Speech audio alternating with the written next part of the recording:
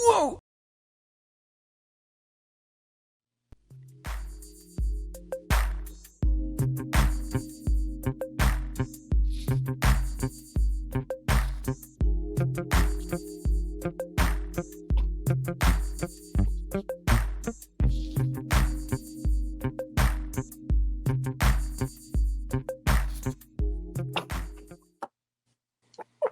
Don't ask me what that was. Welcome back to part 2 of who knows how long this is gonna go. It's the GCA, Jess and Malty, coming at you again for another topic of discussion when it comes to writing and everything that is everything that entails, especially when it comes to entertainment and crafting stories and how much work it actually is. If, and I'm looking at you, Leslie Headland, you actually want to produce something that's good. So last time, Jess kind of teased a little bit about the backstory of everything that goes into planning your story. So Jess, if you want to take that off a little bit more and just go a little bit deeper, delve as deeply as you want to into all the behind the scenes stuff and not what ends up in the final print. Wow, there's a lot because sometimes even if you make an outline, characters will take over and they rewrite the story for you. So there's those instances, so to speak, taking over. Um so basically, and it depends on what you write. Typically, like in my case, if you do something that's more historical, you have to do a lot of research, especially before you start writing stuff down, because you want to be accurate.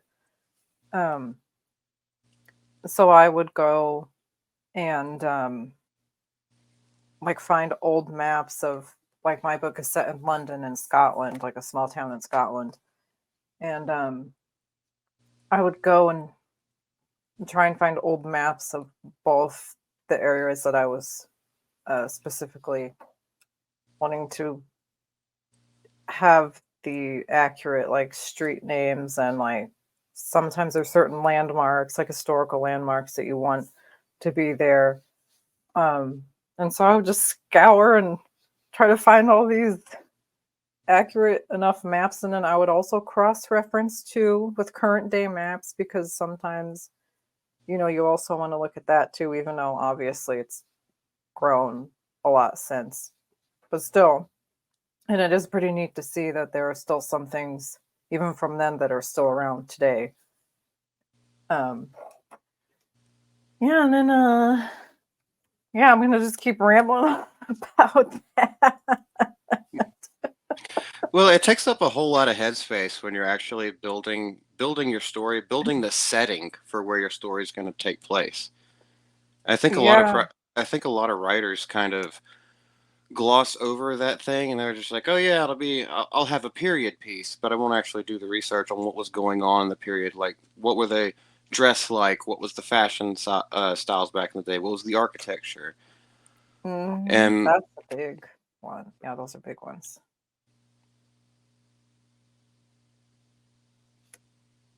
oh, I'm sorry. It looked like it looked like you froze up for a second. Oh, I just really? I was just waiting on you to come back. No, you're good. Everything's good. So uh, that's one of the things that I did after college. Whenever I started getting more into writing, like I wouldn't say professionally, but a lot more seriously.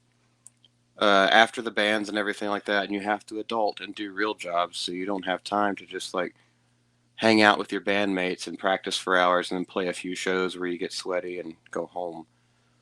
Um, so what I started doing was I started writing screenplays, which is extremely different than writing books or novellas Mm-hmm. because you have to see it in your head. You have to see it up here how you want it to play out on screen. At least that's what I found. And Mm-hmm. so you need to have a clear picture of everything that's going to be happening. And as far as when you're writing screenplays, you have to let the directors know within like your format of the script, this is what I'm thinking. Let them Mhm. frame the shot however they want to. And that's Mhm. why a lot of the time the writers of the material are on set with them so that they can cross reference each other during Mhm. filming so the true vision can come to life in front of our eyes. And Yeah, yeah. there is a there is a book that kind of like a screenwriting bible for me. It's called Lou Hunter Screenwriting 434. Mm. And so Lou Hunter wrote Butch Cassidy and the Sundance Kid, which is a an iconic movie. And he's a professor, I believe, at UCLA, but he teaches screenwriting in there. And there's a lot of things that you can glean from that, even coming at it from a newbie perspective, or if you've been in the industry for a long time. So I learned a whole lot just by taking that course. Mhm. And basically, within a semester, from start to finish, you will have a 90-page screenplay finished in order to pass this class. Wow. Which is, it's a lot harder to actually do that than it sounds. Mhm. Because there's just a lot of Sounds like it. rules to it. Yeah. And with scripts, of course, there are a lot. They're more dialogue heavy, of course.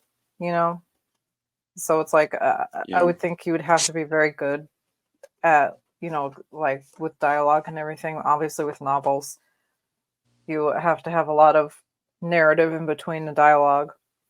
Which, if there's very sparse narrative, it kind of it takes you out from really connecting with a lot of the characters because you want to be able to like know what they're thinking and what they're feeling. So if that's left out in novels, it really feels very bare. Um, Hmm. so that's really important. But I still think that dialogue is important in both senses too, because you don't want to have like really bland dialogue. You want it to sound pretty natural. You know. Yeah. Well, it's also this. Your stories are going to be told through a different medium, so you have to adjust what you're used to. Yeah, that's right. So Yeah. at least in writing screenplays, you kind of cut out most of the exposition, and you have to work in tandem with the director so that they show what would be an exposition passage or a narrative in like books Hmm. or short stories or anything like that. You have to like trust them to show, don't tell. Which I mean, I think Oh, we the still show versus tell. A lot of writers sometimes have issues with yes. that. It's a visual medium. Let them see it. Mhm. Don't say it out Mhm. loud. Let the dialogue speak. The dialogue that you have between the characters or whatever's going on, like Mhm. it needs to have undertones so it's not expressly stated. Otherwise, you're treating your audience like they're a bunch of retards. Or And you're just treating them like children. yeah, and it is a it's a to do it well. It is a talent that has to be honed, Oh yeah, it takes a lot and you of always time have and to be on effort. top. Hmm. Hmm. It doesn't happen overnight. Um, yeah, I mean, I mean, although novel writing is pretty solitary, it's all you by yourself doing it. You don't really rely on anybody else. Um, the only time I would say you do is when you're publishing, you have your editor, which a writer and their editor actually end up having a really close relationship because they're just so in tune with like going through the book and whatnot and fixing it and all that stuff. Get really in depth about it. And they kind Well, of become, I guess you could say they would kind of become like a beta reader for you in a way. mm-hmm. Yeah, I definitely do. A professional one if you go through a publisher. When I mean, I still write screenplays on the side, but when I started getting a little bit away from that, I wanted to go back to prose and ended up settling on, okay, let's write an epic poem, because I didn't Mhm. really want to like write a novel in that way. I wanted it to like flow a little bit more, Yeah. and since I have a huge background in like basically writing poems and poetry, Mhm. uh, I was like, oh, I'll write an epic poem like in the style of like John Milton or can't remember. I just know it's about Odysseus. What about It's just like the What Odyssey. Homer. Homer. That's or what about Beowulf? Oh no, maybe that's a true. little too complex. Well, I That's wouldn't say it's complex. oh yeah. I don't think it is. Beowulf wasn't that. I mean, it is a complex story, but I don't. Yeah, yeah, As yeah. far as like piecing it together, it was one part of the lore. Yeah, yeah.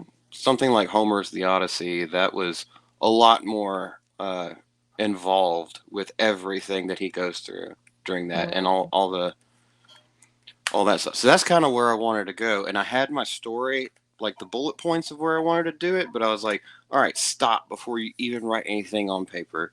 Build the world. So I wrote 40 pages of lore, about 5 pages each for every main character, their backstory, wow. their motivations, like Wow. describing them. I wrote about 15 pages of the land because it was all fictional, like Yeah, all yeah, yeah. fantasy fictional. Yeah, yeah. But just describing, I went into political structure Wow.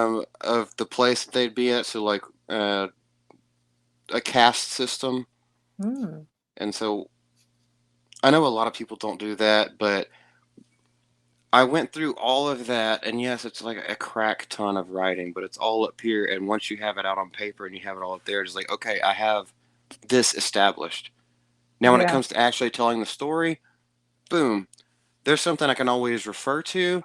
So, there aren't plot holes, and I don't trip over the characters don't betray their own character, and it Mhm. flows way more easily. So, Mhm. getting out the first 70 pages of that was what it took about 8 days. Wow, that's amazing. Wow. I mean, my when I think of characters, I already have them in my head, and then I just like I just pick a name for them if I don't already have the name instantly come to me, and I just write down what they look like and their date of births, and then I make family trees. I like to make family trees for them because I think that's fun. Then Hmm. you can always reference like family members throughout if you want. Like, but yeah, I like doing that. That's fun. But yeah, mine is a bit more simple. Like I don't I mean, my gosh, compared to what you did, mine is like nothing. It's like a page maybe.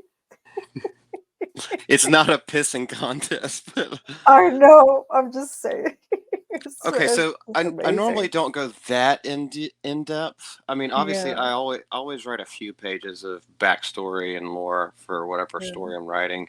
Yeah. But with that one, I wanted it to be like an all-encompassing tale, like that just in the spirit of Tolkien, like this giant Mm, world where worlds collide and mhm, everything has a backstory and the history is rich. mhm, So that's mhm, why I took so much time into that because it was very serious to me. mhm. There's this one book I read called Jonathan Strange and Mr. Norrell. And there's even like footnotes in the book that take up a good couple pages in between, but they're on the bottom and like read it's like giving like lore and everything. It's actually really interesting. Like you can read a page and you can like read footnotes. It's pretty it actually I really actually did like that book. It was good. It was just Hmm. about magicians and in England in the early 19th century. It's actually very interesting. Nice. And there was a show. There was a mini series of it, Wait, which actually I thought was pretty good. where'd that come out? Oh my gosh, when did it come out? Oh Yeah, man. can we look it up? Yeah, we could look it up.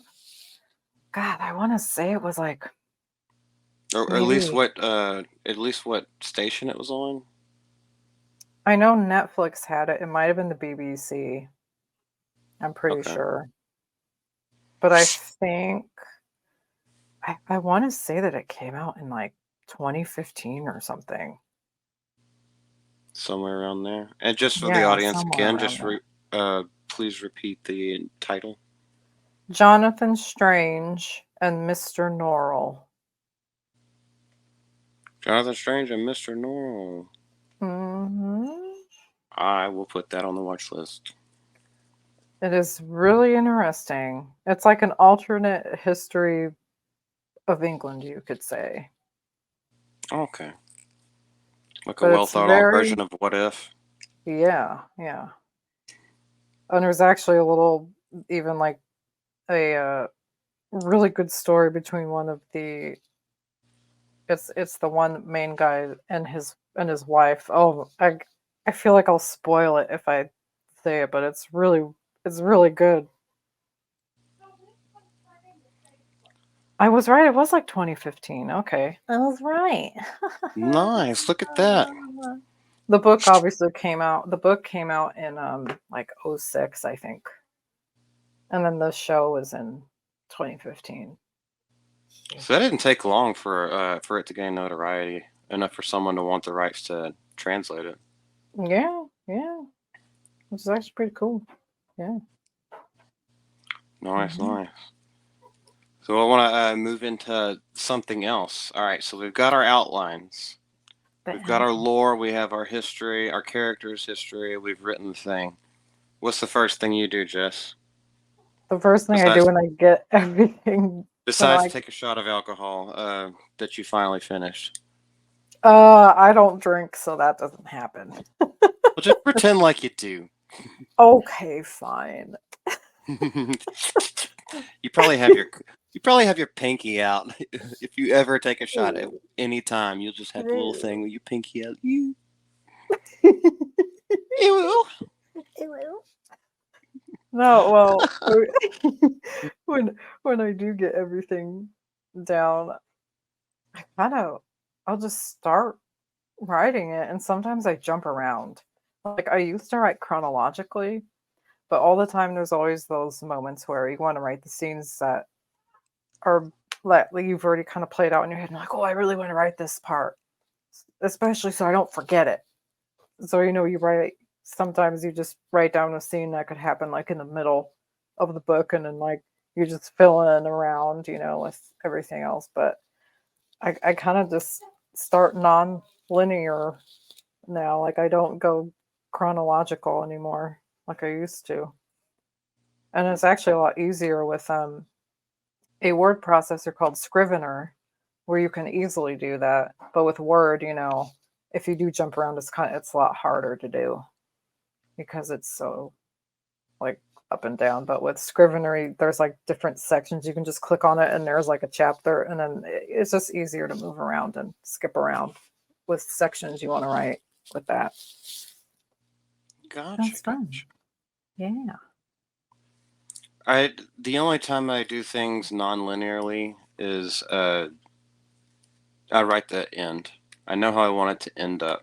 Now, how we get to that Oh, point is, that could take a whole bunch of twists and turns because you could yeah. be thinking of something that just pops like an epiphany, and Oh yeah. Oh yeah. the I story changes like from what's in your head, and what makes sense to the characters and the things that you've written, and the things that Mhm. you're experiencing at that point in your life. Mhm. Like I rewrote my prologue probably like 4 or 5 times. It went through many changes. That You've done prologue, what to your prologue? I rewrote it many times, like 5 times, 4 or 5 times. There we go. Rewriting, revision, revision, revision. Hmm. This is something, I mean, hell, people don't even spell check anymore.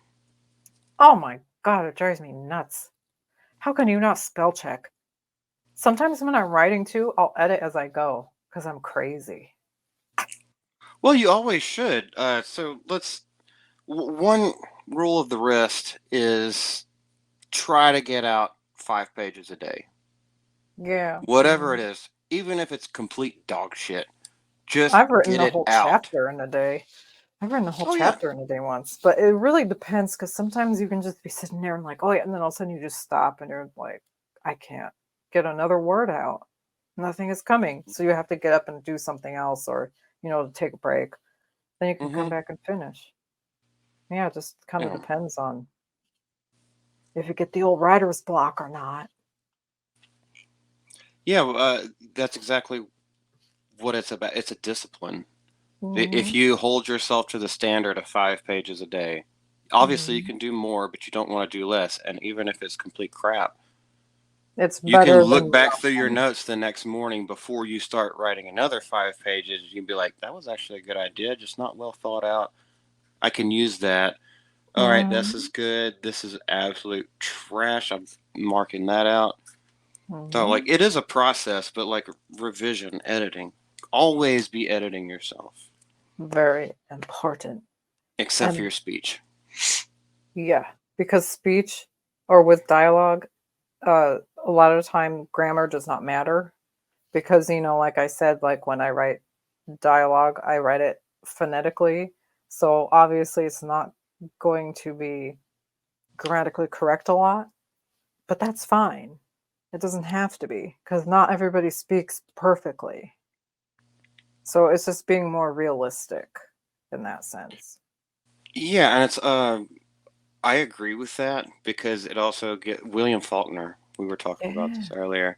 Wrote the book As I Lay Dying, not the metal band, the actual book. But he did that. I'm pretty sure John Steinbeck did as well Mm, with Of Mice and Men, I where love yeah, he the dialogue in there, and I actually agree with this.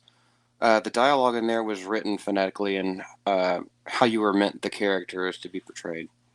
So, mm, like, I mean, obviously Lenny was a simpleton, mm, so he didn't speak properly, mm, mm, and that is reflected in the way that it was written on paper.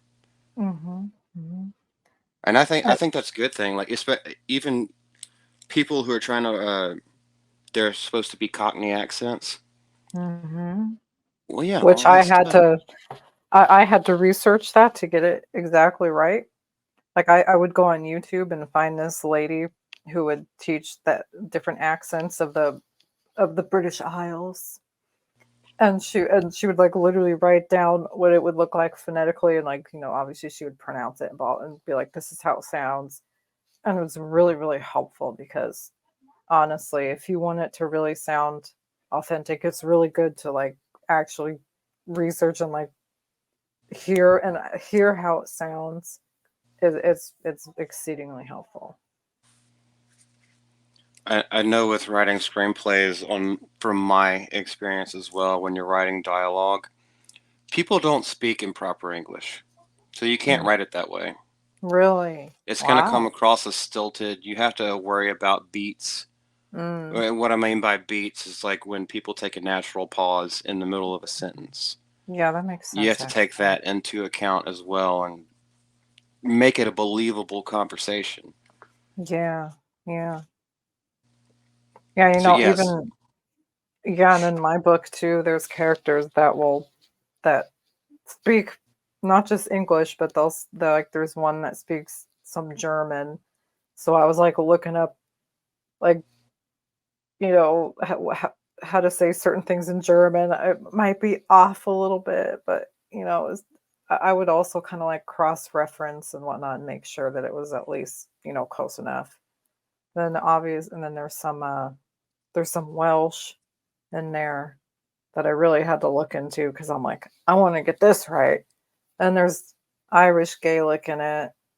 I was looking up all these phrases and like making sure it was right and whatnot. So it was there was a lot that went into it because I just wanted it to be very, again, authentic. Like I wanted them to actually like if they weren't British, I wanted them to kind of like speak also their native tongue if they also so they would know like both languages. I just I don't know. I like them to be a little more realistic in that sense. Authenticity is key. Yeah. And it's fun too because I've always liked languages, even though I'm not like a brilliant linguist like Tolkien was. But still, it's really fascinating. Like I just like all like seeing all the different languages. Have you ever tried to create your own language? Oh gosh, no. I think I would be horrible at it. I tried one Anything time. It was not ridiculous. easy. No, It was not easy at all. doesn't look easy. It would basically just be, what do they call them? A cryptogram, or a cipher. It would basically just be a cipher of the English language, Oh, yeah, yeah, just with yeah. different symbols and letters Mm, representing. So, yeah. yeah, I was not very good at that. Yeah, I think also in order to do that, you would also need to know other languages really well, you know? Yep. So when you don't, it's kind of more difficult, I feel like, if you don't know other languages to kind of go off of. Like Mhm. I think Tolkien used like a variation of Finnish and something else. I can't remember. But he obviously knew a lot of languages, but he really that was like his one of his passions. Like that's what he went to Well, school for, right? Rohan, so Aomer, they were the horse people. Yeah, yeah, yeah. I think that was all based off Norse, if I'm not mistaken. I Old wouldn't be Norse language. surprised. Yeah. And so EO means horse. That's why you Oh, had Aomir, Aowen, oh, woman of the horse, man of the horse. Yeah, I read that in the appendices like a while back. oh, yeah, yeah, But yeah. and that's just one of the things that he did. And then obviously his Elvish was Hmm. from other stuff. He completely created that language. Yeah, that's amazing. Man, to be able to do that, that's phenomenal to me. He was a master. He was a master indeed. Very much I so. think secretly he has the ring of power. It's buried with him. I think he might. I wouldn't doubt that. Golly, fuck that shit. Just bastardized my entire childhood. Go ahead. Oh no. Anywho, we're not here to talk crap about Guy Ladriel. Oh, we're not. Yeah, we're not talking about that. No, We're no. celebrating good writing. And Yes. then if anybody learned anything, or like these are issues, or not, maybe not issues, but if these are topics that you want to try and, start writing for yourself, Yeah, all it takes is a swish and a flick of your pen on paper. Just get that's started. right. You got to do it. Yep. I mean, maybe I'm gonna chill a little bit, do a little self promotion. Go on But ahead. Let's wrap up this part before we get into section 3. Go ahead. yeah, so going off of that, I mean, I never would have thought that I would be writing articles for geeksandgamers.com because honestly, I mean, yeah, I've always wanted to write books and that's always been my passion. And, I hopefully one day my book will be published. I don't know, who knows. Um, but anyway, I mean, this, it's just kind of like a volunteer thing, but still, it's fun. And I feel like I'm really like getting better. I mean, anytime you write, you get better and better the more you do it. But I feel like this is just a really good opportunity to help me like hone my skills more. So even if, something might sounds appealing to you in the writing world and if you want to do it, go after it because you never know. It could turn into something big. Mm-hmm. Yeah. I really can. Indeed, indeed. Well, guys, I think this is a good place to call it right now. We hope you enjoyed the conversation. Feel free to say whatever you want in the comment section. Um, Be if you have, nice. if you have, don't be nice. Yeah, don't We're a be nice. It's couple. fine. Yeah, be a prick because I'm a prick. Go I can ahead. take it. I've had over 200 rejections for my query letters. I can do it. Oh, hey, all it takes is that one acceptance letter. Who knows? You never know. All Just right. gotta keep doing it. That's why. Well, we are Jess and Malty from the GCA. We'll see you next time. But like I said, leave some comments down there in that section if there's things that maybe you learned. If there's things that like, hey, I do it a different way. Let us know how you write. Like, what's your Yeah, process? Because it's yeah, all I about want the to know. process, and that reward is so rewarding. And Even just everybody's finishing is rewarding. Yeah, and everybody's process is different, and it's actually for me, I think it's really fascinating to learn how other people go about writing whatever they're passionate about, be it novels or screenwriting. So, Agreed. yeah. Okay, guys. We'll see you Okay. later. Bye. Bye.